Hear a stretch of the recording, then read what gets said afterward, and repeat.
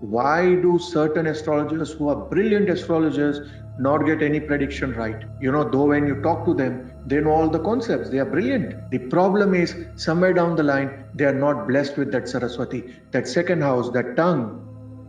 Somewhere down the line, that doesn't support them, as a result of which they are not able to get that fame, or they are not able to get that respect among their colleagues, because none of their predictions stick right. Though when you talk to them one to one, they are brilliant Jyotishis. Hello and namaste, and thank you so much for visiting my channel. My name is Karthik Gaur, and please do subscribe and click the bell icon to ensure that whenever we upload a webinar or a video, you are the first ones to know. Thank you so much.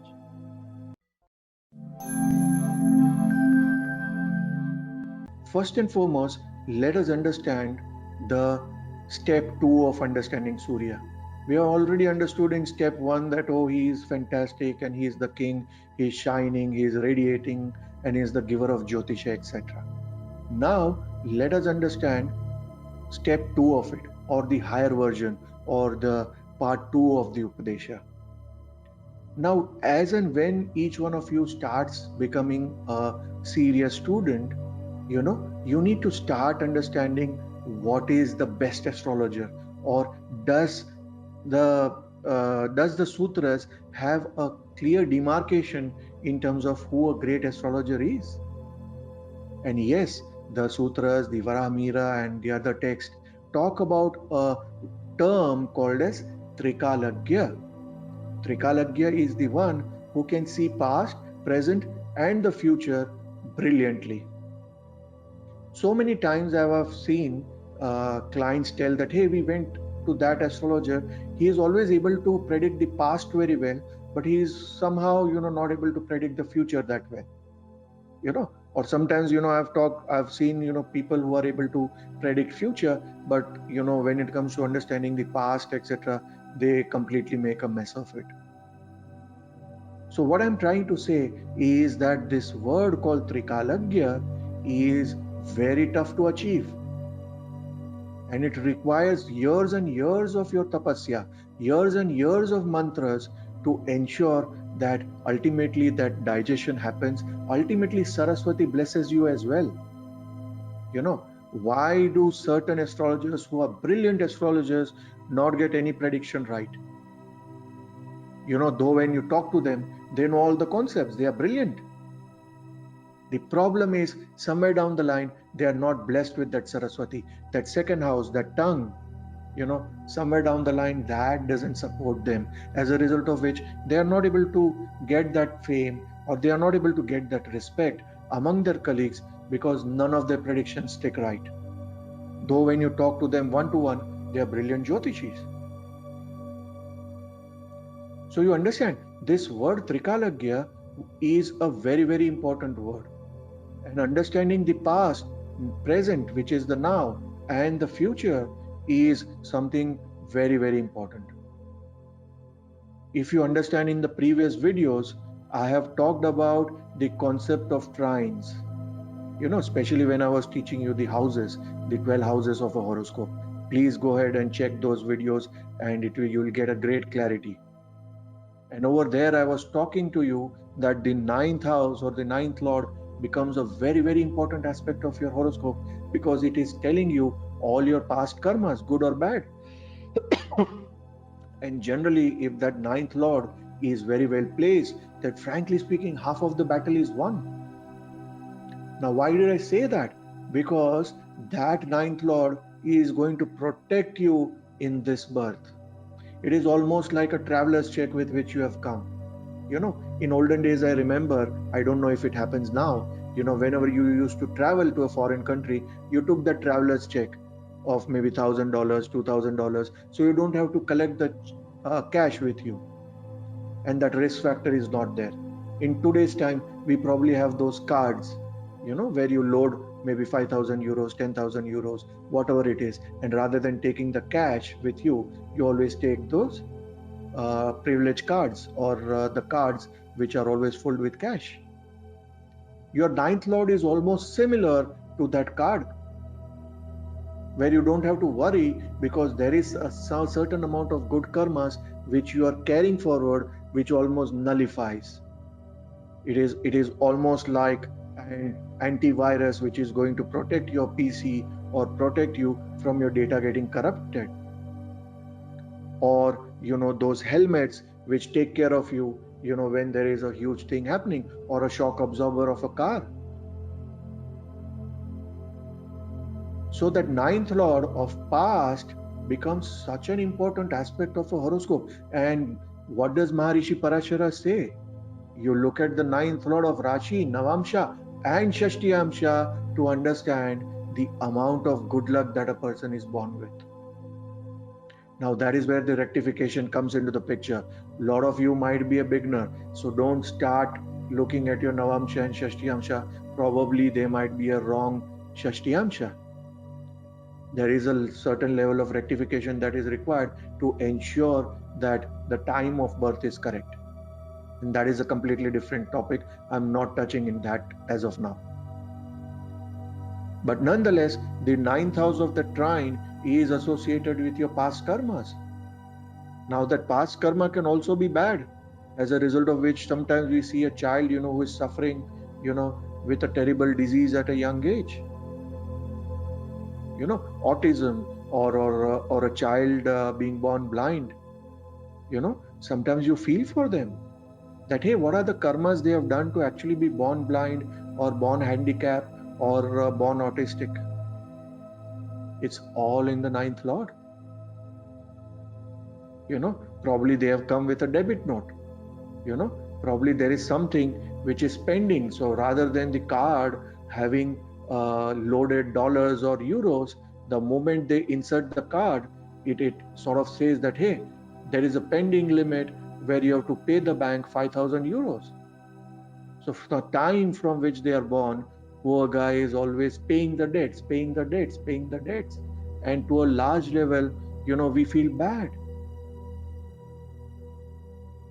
You understand? Hence, the karmic understanding in a chart is to be done first by an astrologer. And technically, a Trikalagya would be able to infer that to a great length. Trying to understand where the curse is coming from, trying to understand what is going right and what is going wrong. Can I do something to enhance luck? And believe me, hard work takes you to a certain level. I'm not denying the importance of hard work. I'm somebody who works very, very hard. But I'm also not denying the role of a luck. You need to be lucky beyond a certain point, because frankly speaking, at that level, when you are at an Olympic race, the number 1, number 2, number 3 are almost similar. And it all depends on where the luck favors on that particular day.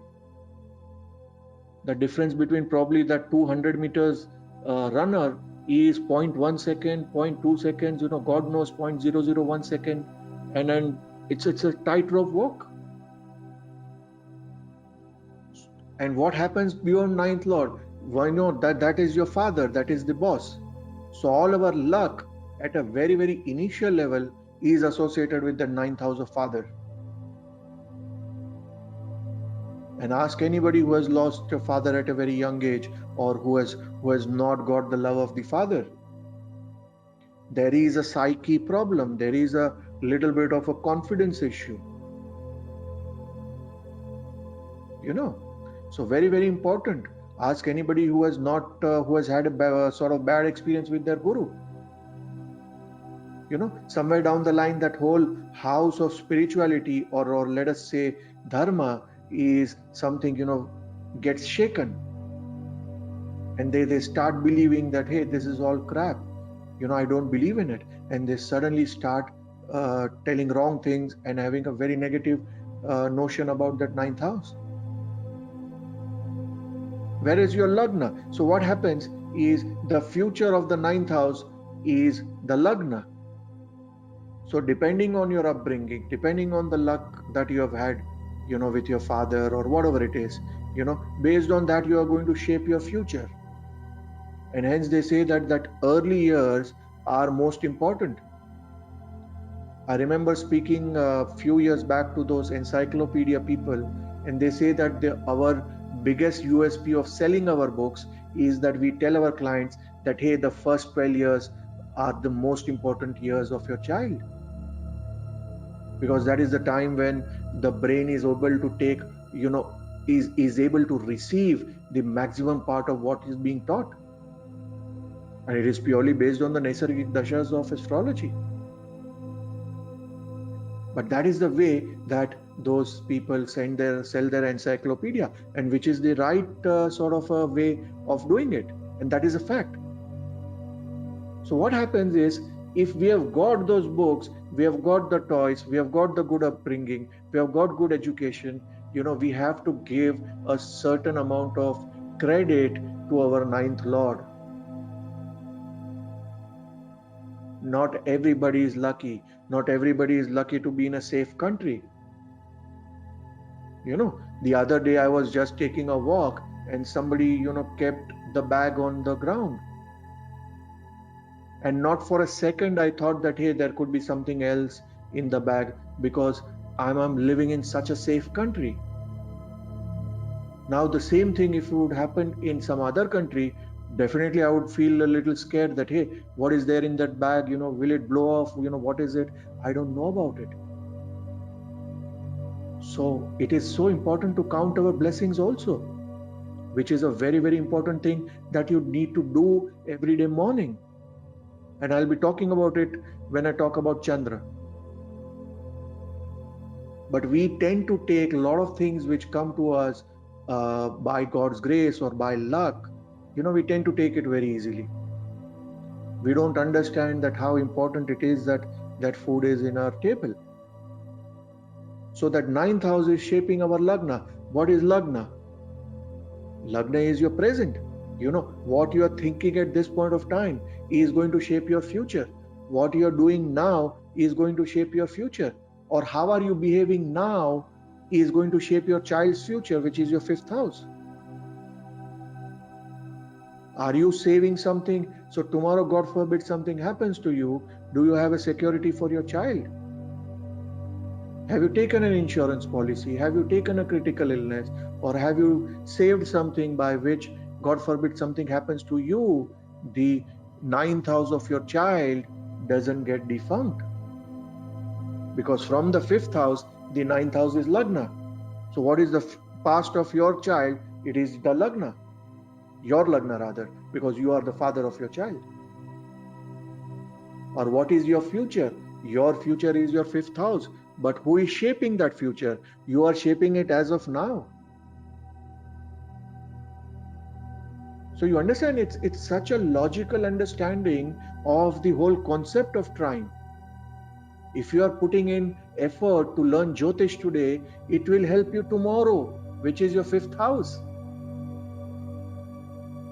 Whatever you have learned before is helping you now as well.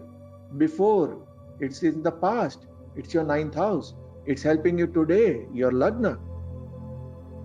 Based on which you say that, hey, I'm an insurance agent, or I'm into branding, or I'm into banking, or whatever profession it is.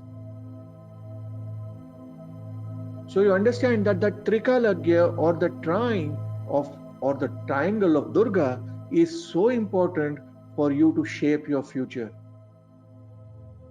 And the moment one of that wheel sort of defuncts, that triangle is not able to hold on, or what we call it as tripod of life. We all use a tripod. I'm currently using a mic, which is on a nice tripod, and depending on how well it is, the mic is going to hold well. Otherwise it is going to shake. Otherwise it's going to fall because the base is not strong. So what are we trying to say? That each house is also dependent on the trines from that particular house. Okay. Now, coming back to the whole concept of Trikalagya. See, within the Jyotish field, there are three types of understanding of Trikalagya. What are the three types? Now, I talked about the trine from a Jyotish perspective, but then there are three levels of knowledge. One is the knowledge of your level, the human part of it and understanding what's happening today, etc. One is the solar level. what is happening with the planets, are the planets happy with you, etc., etc. And the other is the level of God, which is the third level, that are the gods happy with you, or depending on the prashna, what are the karmas being done, as a result of which God is unhappy with you. So that is called as the 3 levels of learning Jyotish. And the best way to understand it, or the best way to go towards it, is nothing but purity of heart. And hence we always say that, hey, the 4th house becomes so important. Somebody who is a very pure person, or somebody who is a very innocent person, is something that we all get very attracted to very normally. In today's time, sometimes you can be called a fool, no doubt, but there is some amount of innocence which is always going to help you. Why? Because deep inside in your heart, you're very clean. Once you are clean, you are able to absorb the knowledge without a prejudice. Okay, and that is very important. See, Parashara was blessed, with a son like Vedvyasa. And you all know who is Vedvyasa.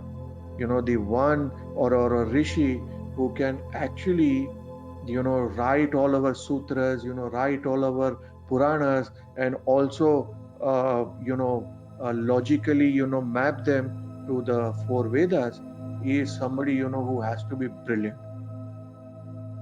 Just to clean up our shelf or our home, we just don't understand where to keep the pot, where to keep this lamp and all those things. We can't understand that.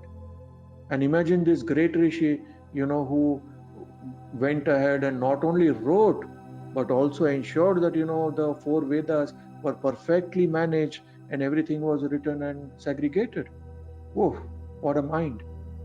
And hence to call him just a rishi, frankly, is something which is tough for me. He anyways was said to be the joint avatara of Shiva and Vishnu. Hence Vedvyasa is always looked up to. And what better than today? Because today is said to be as Rishi Panchami. And the mantra that he has given, Om Namo Bhagavate Vasudevaya, or Om Vyam Vedvyasaya, okay, or Om Namo Bhagavate Vedvyasaya. There are different mantras. Simple Om Guruve Namah is the best that we are starting with. Okay, but nonetheless, today is a fantastic day to actually remember or to meditate on Vedvyasa or the Vyasa Yantra that we all know of. Okay, now detachment is also very important to learn Jyotish, and I always tell this to every new budding astrologer. The moment you start seeing your own horoscope, it's a problem. Why? Because you will end up making yourself as a great avatara. You will always start seeing similarity between your chart and Lord Rama chart. You will always feel that, hey, you are the greatest blessing to the earth. You won't be able to see the truth in your chart, or for that matter, the truth in people who are around you. That's the reason, whenever I have a consultation, let's say when I have a strategic decision related to my life, I will always speak to some other astrologer, or I'll speak to my Gurudev in terms of what is to be done. And many a times, there will be a situation where he'll say that, hey, this is so clear. Why are you getting confused? The answer is, we always get confused because it is our chart. Okay, so that is the first sort of a very, very important sort of a advice, that don't look at your chart very frequently. Don't look at your son, daughter, husband, boyfriend, very, very close people's chart, because you will always falter. You will never be able to be unbiased. Okay, and if that happens, then to that extent, you are not doing justice to yourself or your family members, because you are not giving them the right remedies. For example, my sister's son is not keeping well, then I will ensure that, I will do a basic sort of a thing, and then I will take a second opinion and I'll put that second opinion over my opinion, because it is important that that second opinion is coming from an unbiased astrologer and emotions are not there. You understand? So it is so important that we need to understand, and once you have a clean heart, then everything else happens automatically. You need to respect the guru, you need to respect the lineage, you need to respect the knowledge. Nobody is perfect and nobody is God. So the moment you sort of go with that presumption that nobody is perfect, you will be able to forgive and forget very easily. The moment you are able to forgive and forget, your heart automatically is not keeping a malice for anybody. The moment your heart is not keeping a malice for everybody or anybody, you are cleaning up your heart. It is almost like a detox. At the most, you are angry with somebody for 1 day, 2 day, or something like that. But after that, you sort of let it go. And that is a very, very important understanding of taking that positivity of Surya, not keeping that high ego, not being on that high horse that, hey, I'm Mr. Somebody. No, you are Mr. Nobody. You're just a small dot on that whole world map. And that is the way you should look at it, that there will be people around who will keep telling you all the great things. But you need to know that, hey, calm down. You are just a small dot. You are just a small fly in this whole world. Imagine the whole world population.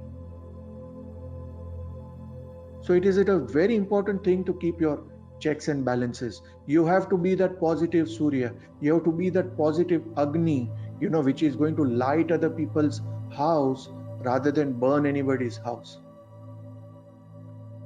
You see, sometimes in a dark, if a lamp is burning, it looks so beautiful, and then you feel like, just looking at that lamp, my goodness, based on the ability or the amount of Agni it has, or the amount of ghee or the oil that it has, it is trying its best to light that particular area of the room. So all we need to ask or request to God is that, hey, give me more oil, give me the ghee, give me more energy to radiate and impact a bigger area of the world. Let me be your messenger, let me sort of do that good work, or let me be the nimitta for doing the work which is anyways your work. I'm just a messenger, I'm just part of the whole sort of a delivery guy. The product is you, product has been given by you, the knowledge is yours. I'm just a courier guy, trying to deliver it, probably to the happiness of the person who is receiving it. And if I can do that well, then I'm happy about it. If I can't do that well, then I'm going to learn to do it well. And that should be the humbleness with which a Surya always looks at life, rather than having an ego and thinking that, hey, I'm the greatest astrologer. How dare you talk to me like that? How dare you don't call me a Pandit? How dare you don't call me with certain designations? I'm this Vedic guru and this Bhaskaracharya and gold medalist and silver medalist. Sometimes we see certain astrologers, who have so much of huge designations. Gold medalist here, gold medalist there, from this school, from that school. And finally, there will be the name attached to it. And sometimes you feel that, my goodness, that is so much of burden to carry. Probably I don't want to carry that burden. So I always tell people that, hey, please call me Karthik. You understand? Because the more designations you keep on yourself, the more you sort of trying to play at God, the more karmas you are taking and the more you are making yourself relevant. Whereas you are just a small dot trying to do some good work. And my advice to you all on this beautiful day of Rishi Panchami would be that, hey, the day you feel that you are flying high, cut yourself down. Stay away from a lot of adulation. Take that as a prasad which is coming to you because you are just lucky and you are doing your work sincerely. Don't let it go to your head. Karaka is Surya. So the only thing that goes to your head is the work that has to be done. The only thing that goes to your head is what has to be achieved. The only thing that goes to the head is how can I make my guru and my parampara ensure that they are happy with me, or my Gurudev is proud of me. And once you have that sort of a mission, then automatically, with that fourth house being clean, automatically things sort of go to the next level, and by the time you have realized, you are able to sort of do some fantastic predictions. You are able to actually help people not only at a monetarily level, but also increase them as a human being. They are a better human being after they have come in contact with you. And that is the perfect Jyotisha. That is the perfect Surya. That is what I want you all to become. Okay. Namaste Jyotisha lovers. Thank you so much for viewing the video. Please do share so more and more thirsty souls can benefit from this free knowledge which is being shared. Also do subscribe, click the bell icon, and all the questions that you have, please mention in the comment section below. Thank you so much, and please keep supporting us.